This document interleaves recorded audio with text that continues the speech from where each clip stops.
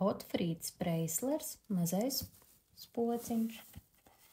Mazs, miermīlīgs nakts spociņš.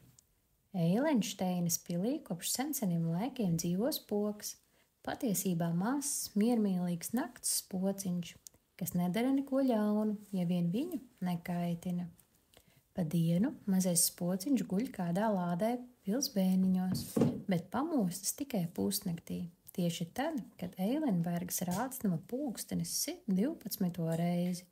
Mazais spociņš atdara acis, sameklē savu atslēgas saišķi ar 13 atslēgām un pašūpina to pret lādes vāku. Tad vāks atveras. Apčī! Tiklīdz mazais spociņš ir izrāpies no lādes, viņam uznāk šķavas. Zirnekļu tīkli un putekļi patīkami kņudina viņa nāsas. Šonakt pa jumta logiem grabinās lietus lāsas. Būs vien jāpadzīvojas tepat pa iekšu, mazais spociņš nopūšas. Bez skaņas viņš noplivinās lejā pa bēniņu trepēm.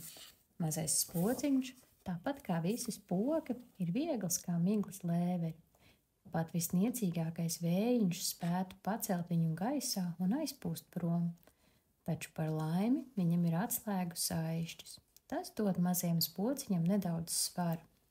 Turklāt ar šo atslēgu saišķi ir iespējams atvērt ne tikai lādi, jebkuri vārti un logi, jebkuras restes un durvis atsprāgst vaļā, līdz ko pret tām tiek pašūpinātas viņa atslēgas.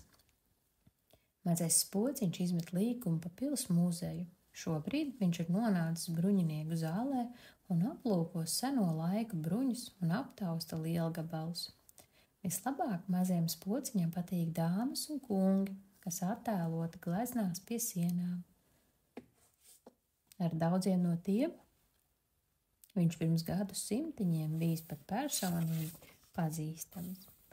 Kādā gleznā redzams vīrs ar sarkanu ķīļbārdiņu. Tas ir zviedru ģenerālis Torstensons.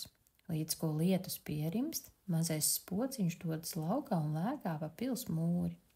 Mēnesis spīd gaiši un mitrs nakts gaiss ir tik burvīgs. Es vēl žigli apciemošu ūpi Uhu. Mazais spociņš nolem. Ūpis Uhu dzīvo visattālākajā pilskalna malā. Kādā ozolā ar dobumu vidū. Arī gudrais vecais ūpis pa dienu guļ un pamostas tikai ap pusnakti. Mazais spociņš notupstas viņam blakus un vaicā: vai atcerieties Torstensonu, Uhu kungs? Vai tas bija zviedru ģenerālis? Uhu vaicā. Pareizi, atbild mazais spociņš. Pirms 325 gadiem viņš ar savu armiju ielenca pilsētu. Ūpis Uhu noslēpumaini smīn. Un jūs ieradāties pie viņa spoku stundā, vai ne? Es sagrābu viņu aiz apkakles un piedraudēju. Ja tev ir dārga tava dzīvība, tad pazūdi no šejienes, dalās atmiņās mazais spociņš. Jūs toreiz atbrīvojāt mūsu pilsētu Eilenbergu. Taču neviens to pat neuzzināja. Žēl gan, saka gudrais vecais ūpis. Galvenais, ka ģenerālis nekad vairs neatgriezās. Mazais spociņš atbild.